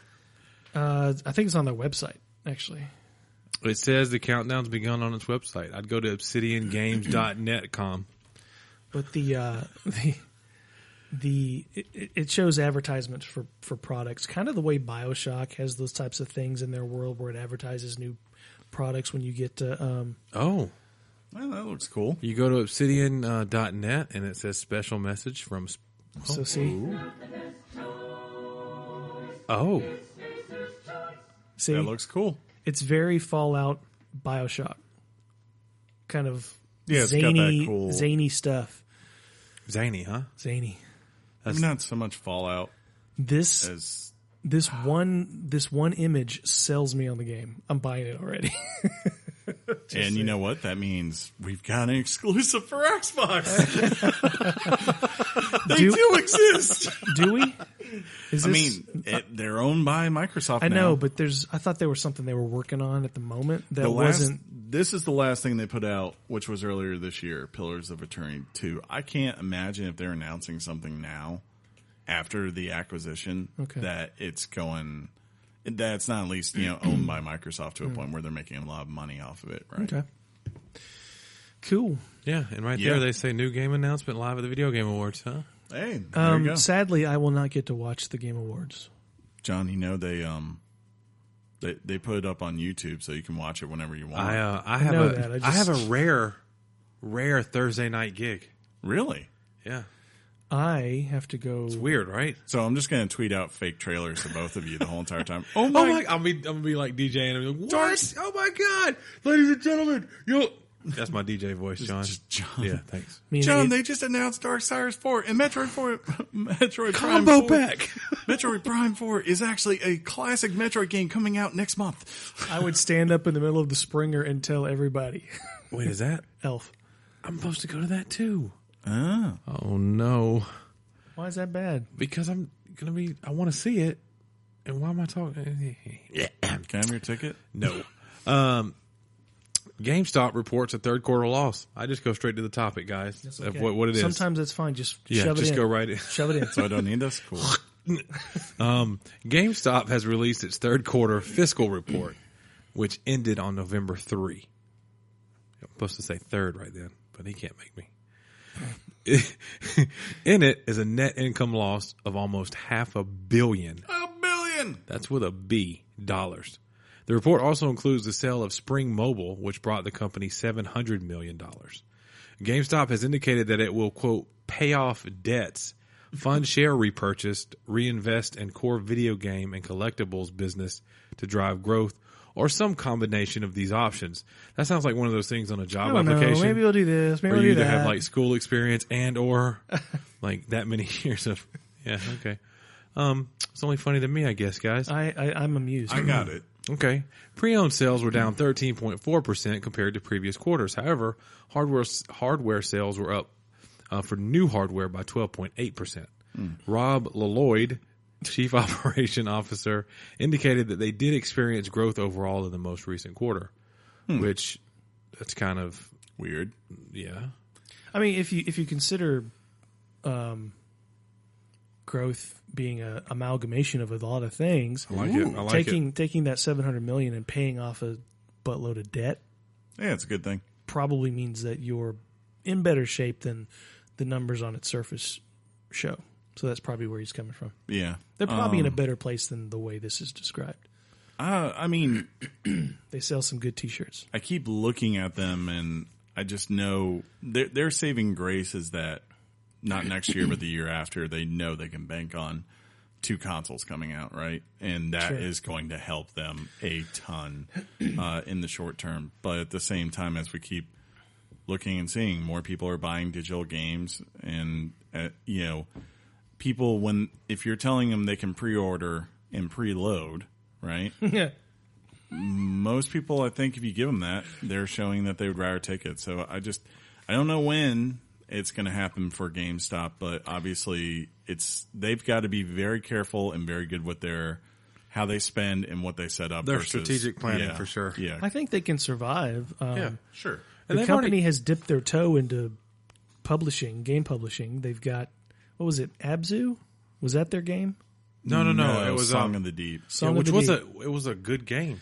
And that's been about it. They didn't develop this game, but they're publishing, and it's been out on Steam for a while. But they're publishing in a physical form. Bindi and the Ink Machine.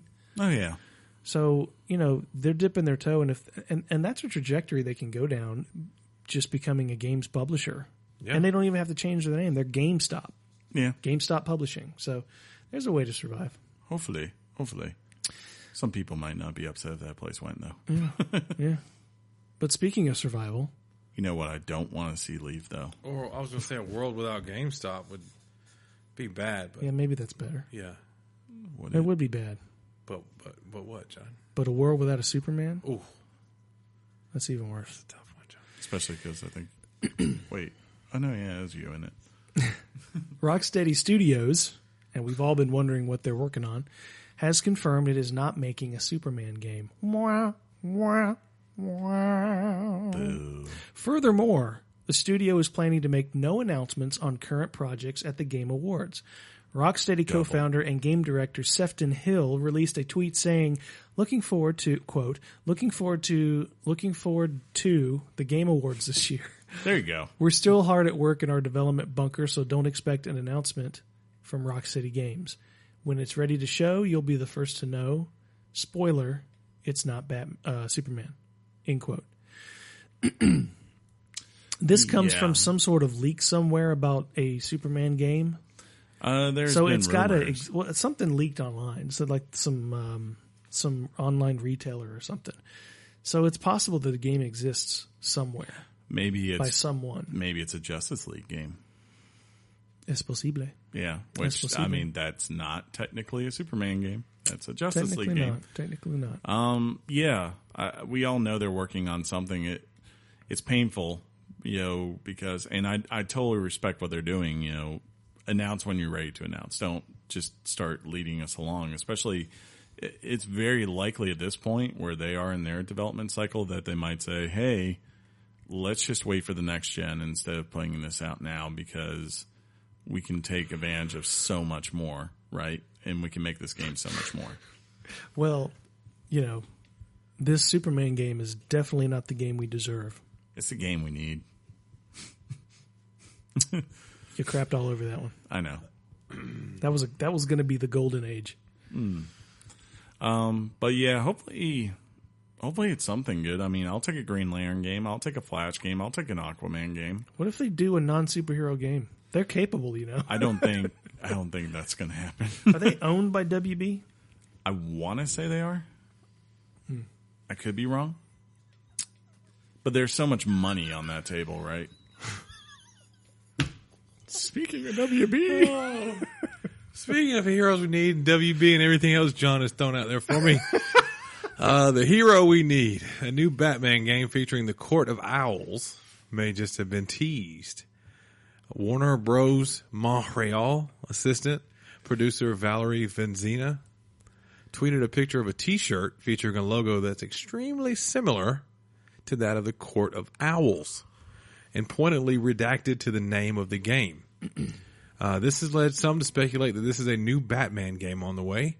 We already know that WB Montreal is working on a game set in the DC universe. Makes sense. Yeah. I like it. I'm wondering. There's too much money. Yeah, for sure. And I'm wondering if it's going to be set in the Arkham world. I wonder if it's going to be Christmas.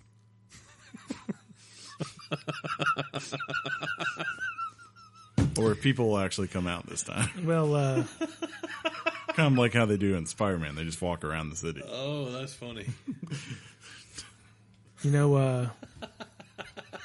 Come on. You can do it. What are we doing? It was snowing a lot. Yeah. People don't go out in the snow. It does that in December, John.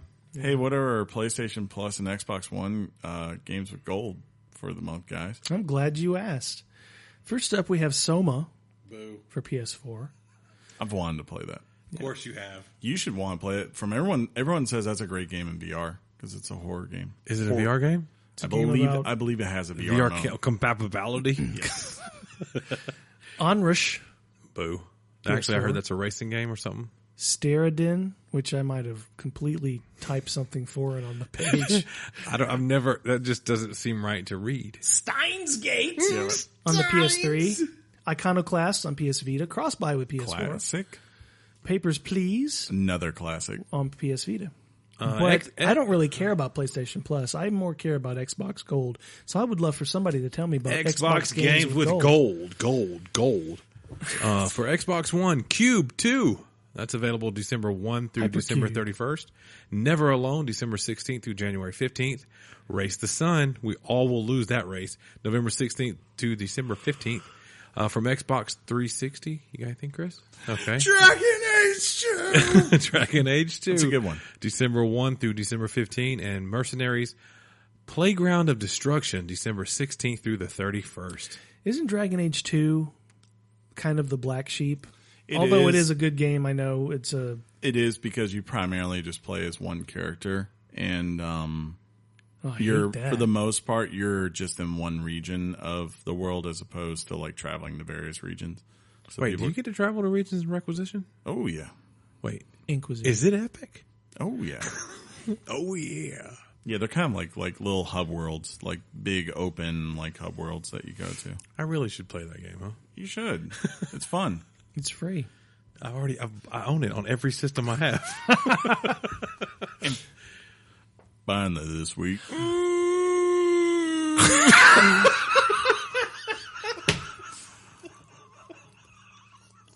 Buying that this week. Yeah. Oh, that's good stuff, man. Hey guys, that moment right there. Dare say epic. Oh, I see what he did there. Epic Peakage. Kobe. Stockton. Epic Games is bringing an online store. Oh, hey, they make Fortnite. Huh? They do. Hey, his head peeked up. They used to make Gears of War. Yeah? They invented that game before they sold it to Microsoft. Wow. Yeah. Was that a fun fact? Dun, dun, dun, dun. That was Fun back when fact old alert. Cliffy B ran that studio. Well, Epic Games has announced Tuesday the launch of the new online store, On a Tuesday. which will have an 88 to 12% split for developers. Epic has. What does that mean? I don't know. I don't know what it means either. That means, I believe, that whenever you Developers get sold 12%. something, no, they would take 12%, and your developer would get 88%. That's That's nice. good for the developer. generous. I think that's better than the split you get Steam. from Steam. Steam Hey, you is know the like worst split in 70%. bowling? 7-10. 7-10, yeah. split. Just putting that out there. Epic has said the service will launch soon and include, quote, a hand-curated set of games on PC and Mac, and will open up more broadly to additional games and other open platforms throughout 2019. As a developer ourselves, we have always wanted a platform with great economics that connects us directly with our players. Thanks to the success of Fortnite, we now have this and are ready to share it with other developers, end quote. According to Epic, the intent of the store is to bring together players, developers, and content creators. Kumbaya, my non-denominational higher being. Right now. It makes sense. Yeah, that's better. Because think about it, like if Fortnite is like a machine for them now, profit. Think of like all the advertisement and like cross, I guess synchronization they can do between things that maybe are exclusive to the Epic store. Like for, hey, small developer, come put your game exclusively on us for PC, and we will make sure that there's a skin for your game in Fortnite. And now all of a sudden, every developer wants to go to you, or a number of developers might want to go to you, especially if they're up and coming. And if you're Epic, you don't have to worry about the fact there might be a bunch of, subpar games, because all it takes is one diamond in the rough, and you can promote that. And once people see just how much money they could make in theory through these deals, it opens up more and more people to coming in. So that's cool. We'll see how it does. Of course, Steam is the king of PC, but they're not the first studio to try this, and it makes a lot of sense, I think. That was good, right? It was epic. It was epic. Yeah, it was so epic that we should have a question asked by you on what do we like to do and would we like to do certain things. What about organic flow and stuff? We're done. I'm forcing the issue now. I know. You guys want to wrap this up? That wasn't the question. I said, yeah. I'm just kidding. That was the question. Yeah. You should nickname this episode The Quickie. Why? I can't do that. It's not gonna be, because look at where we're at now. 131, 25, 6, 7. We got the emails. To be fair, It's 7:30. To be fair, we're doing really good. We have gone long the last 2 weeks. Yeah. We're still good, and we're still at 2 hours. Watch, I'll tell you. Okay, you guys want to wrap this up? Never.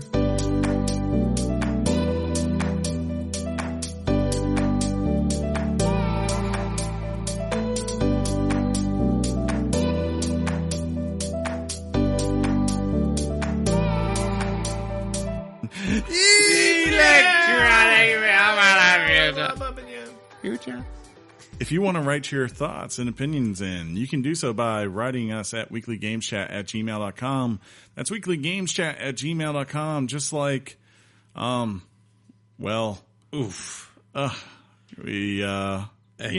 you strike out. Yeah. Did you check the junk folders? I did. Did you?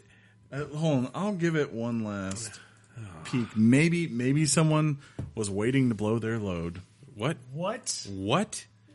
Their emails load. That's a negative. A big negative. Nothing in this week. So, if you want to write your thoughts in next week, we'd appreciate it. Hey, anything on Facebook?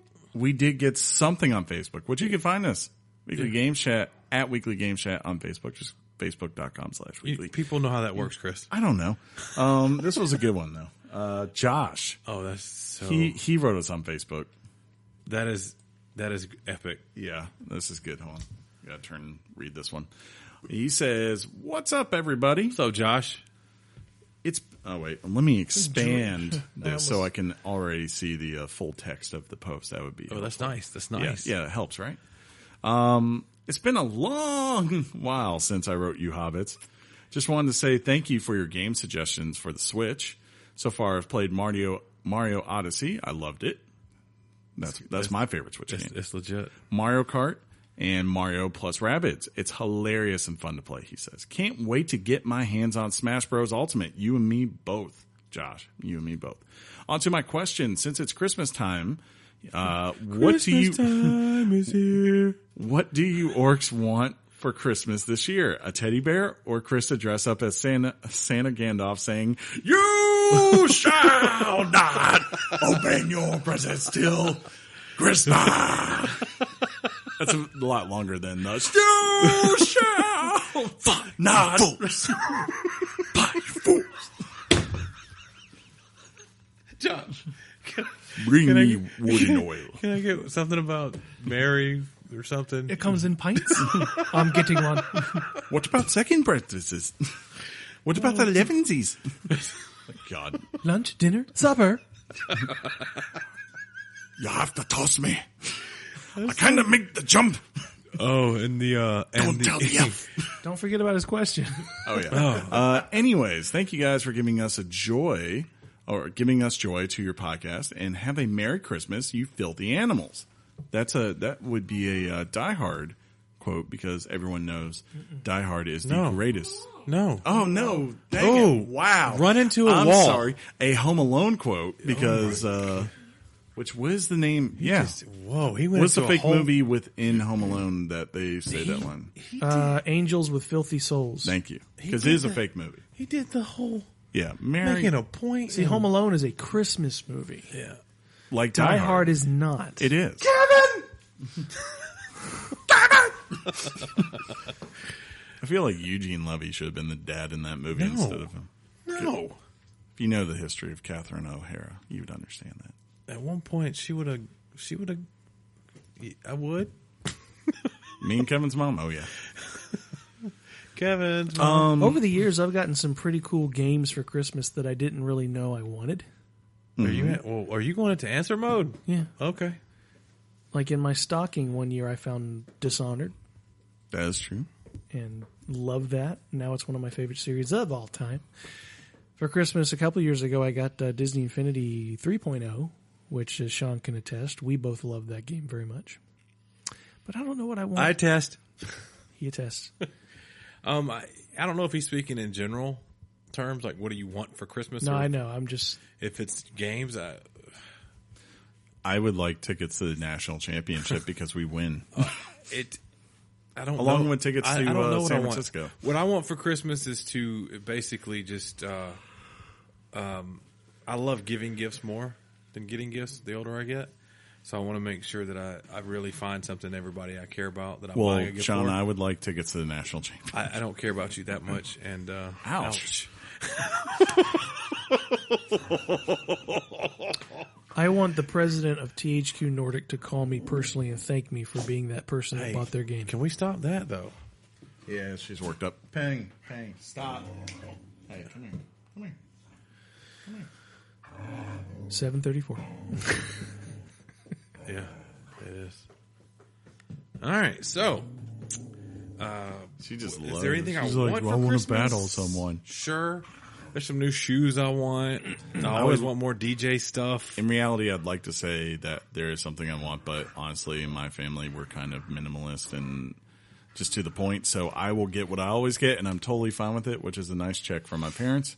And at some point, I will spend it on something I need, and I'm fine with that. Yeah, indeed. Can I tell Actually, you? I think this year I'm going to use it to buy tickets to Shaky Knees Festival.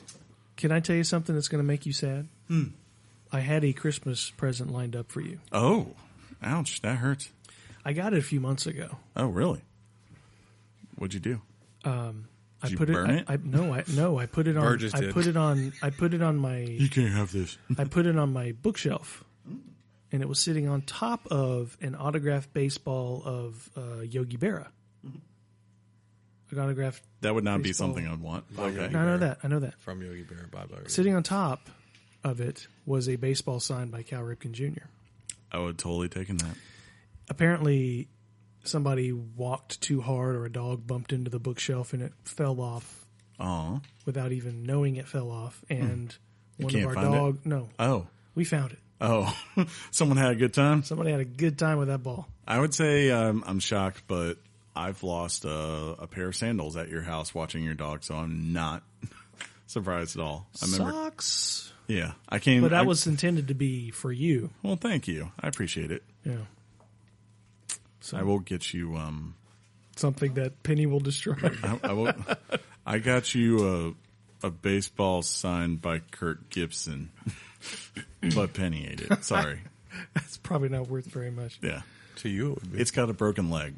Who's Kurt Gibson? He hit the home run off Dennis Eckersley for the Dodgers in like Yeah. 1988. Old hurt broken leg. Number 23, old Gippy Gipperson. You are so attractive right now. You, man. If you want, I could get you a Kendrick Lamar album. I got a couple of Sit those. down. Yeah. Be humble. Someone is checking out.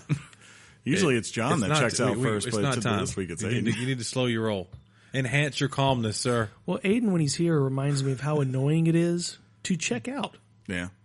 So he keeps me in check. Hey, Thanks, Aiden. Yeah, over Sean. on Twitter. Yeah.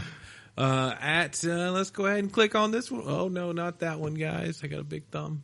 At Kerchak, in response to our episode listing that we had BK in last week for Pokemon, Let's Go Pikachu slash Eevee. Shout out again to BK. Yeah, a BK Jackson episode. Shell yeah. So that was nice. At David _ McClendon, there was a 82-year-old gamer who loves Skyrim, and there was a petition for her to be put in Elder Scrolls 6. That's ES6, right? And there was a petition that we got added in, so we might need to spread the word to get her in that game some kind of way. Let me scroll up because there is some more.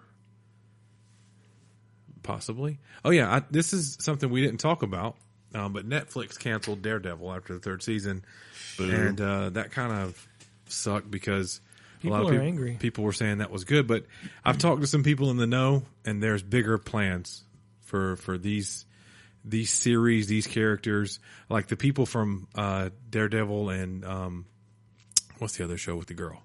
Jessica Jones. They're the kind of tweets and conversations they're having is, I'm going to miss working with the staff, not the people of the show.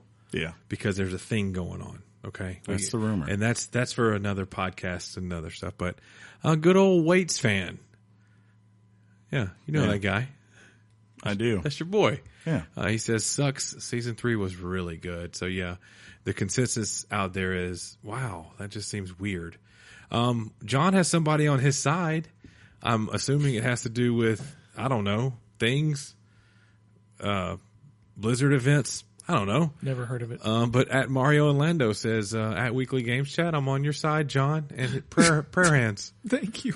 So prayer hands. You got somebody out there. That same David from earlier said, love him or hate him.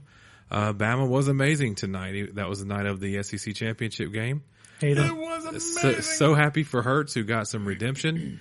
Kind of wish Georgia would have won to cause mayhem in the top 4, but glad for Saban and Hurts. Now all I want is for Oklahoma to get smashed by an SEC team, as any team will do. You know who's probably the most happy of that result had to be the playoff committee. Playoffs? Because the last thing they wanted was to be in that position. I heard that they really put Georgia at 4 to have them beat to kind of get them out the way. No. I mean, like if Georgia had won the game. Oh, that would have sucked, yeah. Because then that would have been the first time that they had to be like, hey, here's two teams that played head-to-head. Someone lost, and like maybe kicking out 2 conference 1-loss champions. Had we beaten Alabama for the SEC title and we didn't get to the playoffs, I wouldn't have cared. Mm. No, but you would have. Not cared, but you would have got in the playoffs. 100% sure. I disagree. I think Alabama would have gotten in the playoffs. No, 100%. y'all were number. No, you were number 4, so they would have at least moved you above us. That's based on a rationale that for some reason they shouldn't have been voted into the playoffs last year. That's no.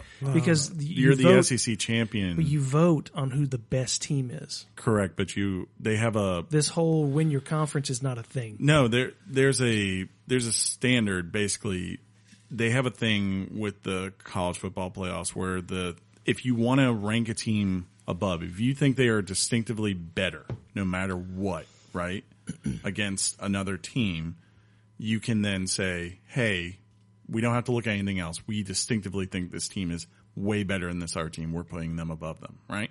But the moment that there's any question of it, they have to start going down a list of certain protocols. Like one is championship, one is head-to-head, then common opponents and things like that. And if you look at that, there's no way anyone after that game Saturday, if Georgia had won, was said, oh, yes, Alabama is distinctively better. Dude, they were still trying to put Georgia in even though they lost. Exactly. That's how good they looked. Georgia probably would have gone to number 3. Or 2. Yeah, and then it would have been a question of what are they going to do with Notre Dame and Alabama and all these other teams. I think they probably would have said, sorry, Alabama, just because. A lot of people going in that game said, yeah, even if Bama lost, they still go in. I Who thought knows? first for a long time. It's all in the past. Let's just move on, huh? I don't know. At Hell Teacher Loki says at Weekly Games Chat, Fenris is the shorter term for Fenris Sulfur, the Norse name for Fenrir. I felt like I needed to chime in, as it is what I use as my online persona, which if you look at his Twitter stuff, that's all tied in. So he always has great knowledge. A while back, I think I gave a shout out on Twitter to somebody who followed us by the name of Nelly.0. The rapper? No, I mean, I don't think so. But Nelly.0 DM'd us and said, check out my YouTube channel, which is again, Nelly.0 or the letter O. And it looks like from that channel, they play Fortnite and Black Ops 4 a lot. And they've got over 500 subscribers, so go be one with them. Thanks for listening again, Nelly. And at Hey Skeeter 287, he says, "Hi Skeeter, thank y'all for making the week that much more bearable. I look forward to your next episode. Smiley with cool glasses." And you know what I said?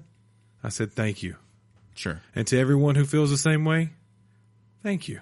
There you go. We appreciate it. I'm going to see if anybody new followed us so we can say what's up. You know what Ariana Grande would say. Next. At old Alberco, dad, husband, and gamer for life. Thank you for the following you back. At Ben Miller.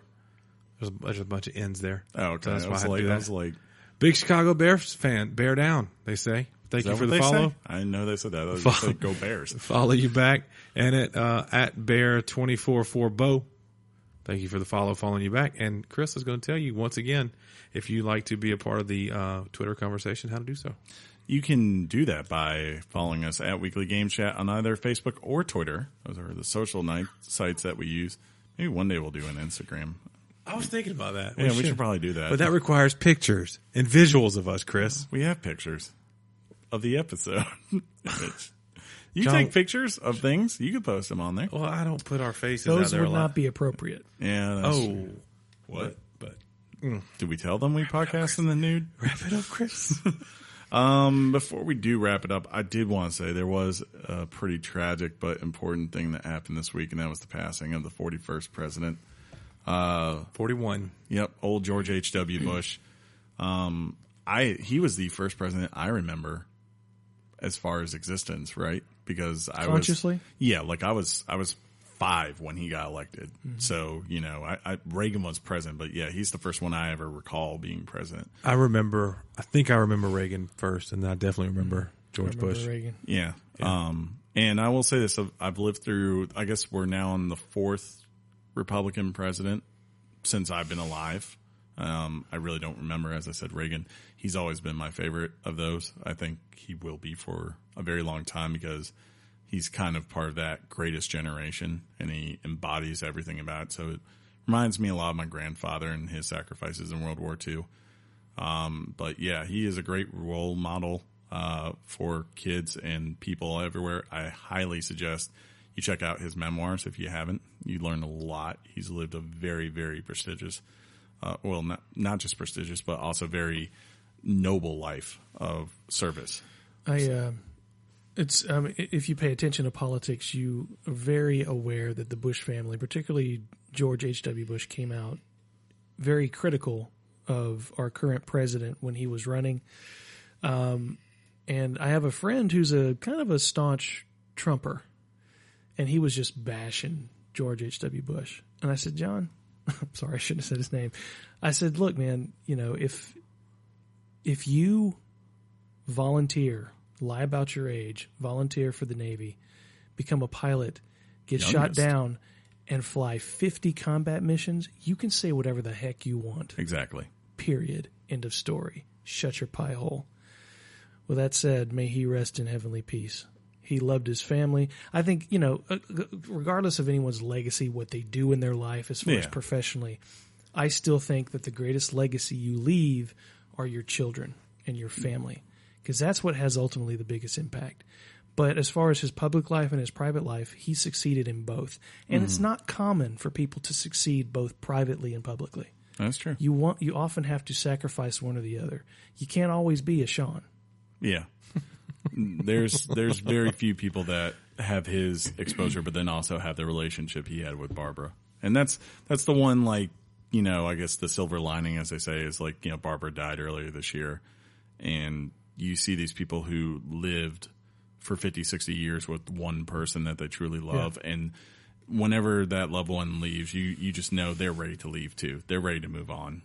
So I take solace in the fact that those two are back together somewhere, and that's awesome. But until next time, this has been episode 182, I think. Yeah, pretty sure it's 182. Getting close. If you like the show, subscribe to us on iTunes or wherever podcast service you use, and you will get a new episode just like this one every Wednesday. I'll tell you right now, next week, we're going to blow some stuff up. Lots of stuff up in Just Cause. Teaser. If you're there and you like the show a lot, drop us a rating or a review. Helps people find the show. I won't say the usual spiel because Sean hates it. Sean's a B word. You're a D. But until next time, I will simply say game on, Sean. Game on, Chris. Game on, John. Game on, Chris and Sean. Game on, Johnny Bear. See, you thought we were going to drag this out. You thought this was going to go till... It's 10 minutes. Short of 2 hours. That's like a 20% drop. That's not... Drop? But your mom's bought. Peace out, everybody. Thug life. Click.